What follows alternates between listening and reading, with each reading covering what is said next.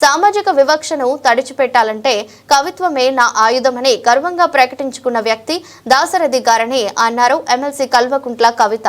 దాశరథి గారి గురించి చెప్పాలంటే చిన్న కోడూరులో జన్మించినటువంటి పెద్ద గుండె కలిగినటువంటి గొప్ప కవి మన దాశరథి గారు. ఇవాళంటే మనం ప్రజాస్వామ్యంలో ఉన్నాం. ఒకప్పుడు రాచరికం, మాట్లాడితే గొంతులు కోసేసేటటువంటి చాలా కర్కోటకమైనటువంటి పాలన జరుగుతున్నటువంటి సమయంలో చాలా పెద్ద ఎత్తున ప్రతినిత్యం ముందు చిన్న గూడూరులో జరుగుతున్నటువంటి అన్యాయాలను ఎండగట్టి ఆ తర్వాత అక్కడి నుంచి ఆయన నిలగొడితే వాళ్ళ కుటుంబం అంతా పోయి ఖమ్మంలో తలదాసుకుంటారు పాపం.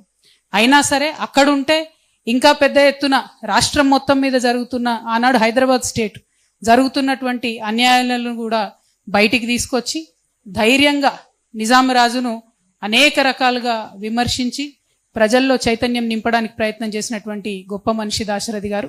మరి చాలా మంది ఇవాళ రేపు మనం చూస్తాం, వాళ్ళు ఎక్కడ కూర్చుంటే అక్కడ ఏసీ రూమ్లలో కూర్చొని అక్కడి నుంచే ప్రపంచాన్ని విశ్లేషిస్తుంటారు, అక్కడి నుంచే ఉద్యమాలకు సంబంధించి మాట్లాడుతుంటారు.